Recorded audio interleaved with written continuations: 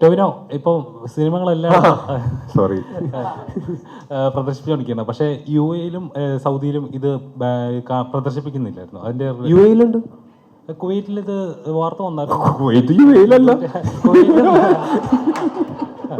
കുവൈറ്റിലും കുവൈറ്റിൽ കുറച്ച് ഷോട്ടുകൾ കട്ട് ചെയ്ത് കളഞ്ഞിട്ടുണ്ട്.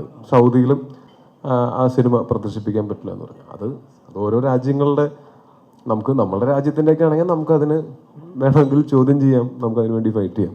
മറ്റു രാജ്യങ്ങളിൽ അവരുടെ നിയമം അങ്ങനെയാണ്. നമുക്ക് ഇപ്പോൾ തൽക്കാലം അതിന് ഒന്നും ചെയ്യാൻ പറ്റാത്ത അവസ്ഥയാണ്. പക്ഷേ അത് കാര്യമാക്കേണ്ട കാര്യമില്ല. വേറെ ഒരുപാട് സ്ഥലങ്ങളിൽ നമുക്ക് റിലീസ് ചെയ്യാനായിട്ട് നമ്മൾക്ക് പരമാവധി പറ്റുന്ന, ഇത് പ്രശ്നമല്ലാത്ത എത്രയോ സ്ഥലങ്ങളുണ്ട്, അവിടെയൊക്കെ നമ്മൾ റിലീസ് ചെയ്യുന്നുണ്ട്. അവിടെയൊക്കെ നന്നായിട്ട് ആൾക്കാർ സിനിമനെ ആക്സെപ്റ്റും ചെയ്ത് കഴിഞ്ഞു. അവർക്ക് അതിനകത്ത് യാതൊരു പ്രശ്നവും തോന്നുന്നില്ല.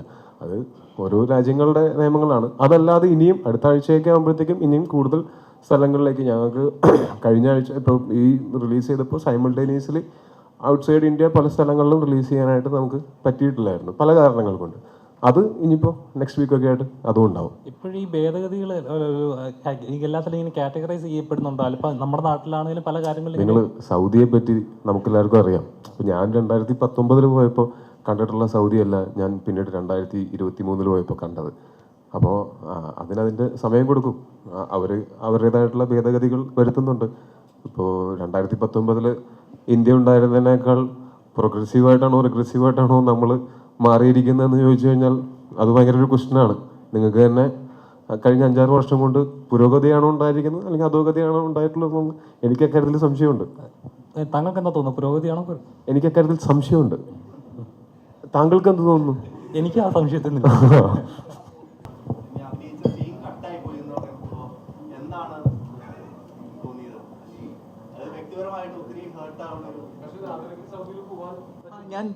ഞാൻ യു എയിലൊക്കെ സഞ്ചരിക്കുന്ന ആളാണ്. പോകുന്നതിന് പ്രശ്നമില്ല, പക്ഷെ അത് വിഷമമുണ്ട്. എല്ലാവർക്കും ഉള്ളതുപോലെ തന്നെ എനിക്കും വിഷമമുണ്ടായി. പ്രത്യേകിച്ച് സിനിമയിൽ ആ സീൻ കട്ട് ചെയ്താലും എങ്കിലും ടെലികാസ്റ്റ് അല്ലെങ്കിൽ റിലീസ് ചെയ്യപ്പെടണമായിരുന്നു എന്നുള്ളതായിരുന്നു.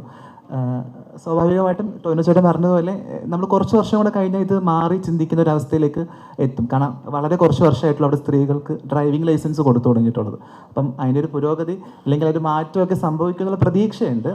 എനിക്ക് തോന്നുന്നു മറ്റെല്ലാ സ്ഥലത്തും വലിയ പ്രശ്നമൊന്നും ഇല്ലാതെ തന്നെ കടന്നു പോകുന്നുണ്ട് നമ്മൾ.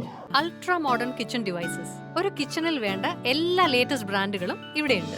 ലോകോത്തര ബ്രാൻഡുകൾ, original products, wide range. MyG future. WhatsApp വഴി ഇംഗ്ലീഷ് പഠിക്കാൻ ഇംഗ്ലീഷ് കഫേ ഉള്ളപ്പോൾ ഇംഗ്ലീഷ് ഒരു വിഷയമേ അല്ല. English cafe, we present you the perfect English. WhatsApp now 9633 888 575.